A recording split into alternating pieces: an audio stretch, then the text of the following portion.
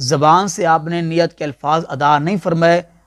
تو ان اعمال کی نیت ہم بھی نہیں کر سکتے، کیونکہ اللہ پاک فرماتے ہیں یا ایھا الذین آمنوا لا تقدموا بین یدی اللہ ورسولہ، اے ایمان والو اللہ اور اس کے رسول کے آگے نہ بڑھو۔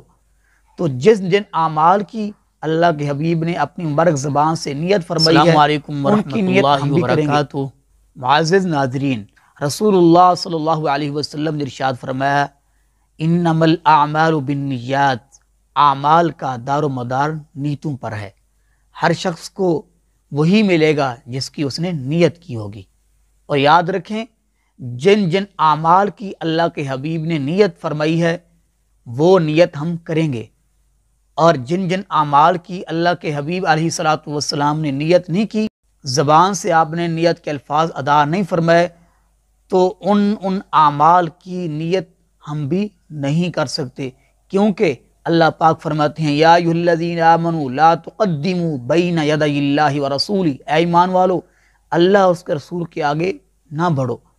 تو جن اعمال کی اللہ کے حبیب نے اپنی مبارک زبان سے نیت فرمائی ہے ان کی نیت ہم بھی کریں گے، اور جن اعمال کی رسول اللہ صلی اللہ علیہ وسلم نے اپنی مبارک زبان سے نیت نہیں فرمائی، زبان سے نیت کے الفاظ ادا نہیں فرمائے تو ہم بھی وہ کام نہیں کریں گے۔ جیسا کہ نماز کی نیت لوگ کرتے ہیں،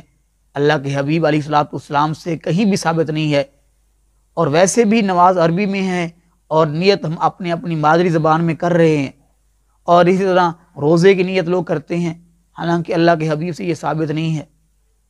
تو یہ آپ نے پہلا فرمان اللہ کے نبی کا سنا، اور دوسرا فرمان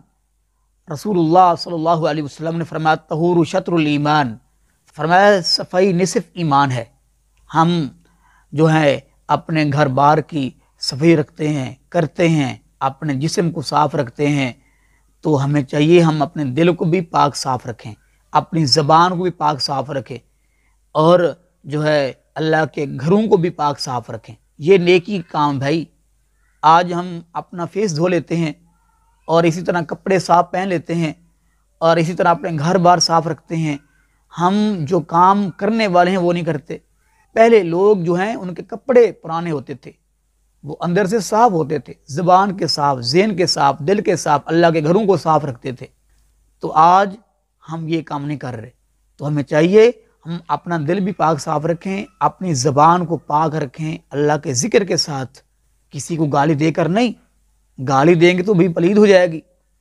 اور اسی طرح اللہ کے گھروں کو صاف رکھیں۔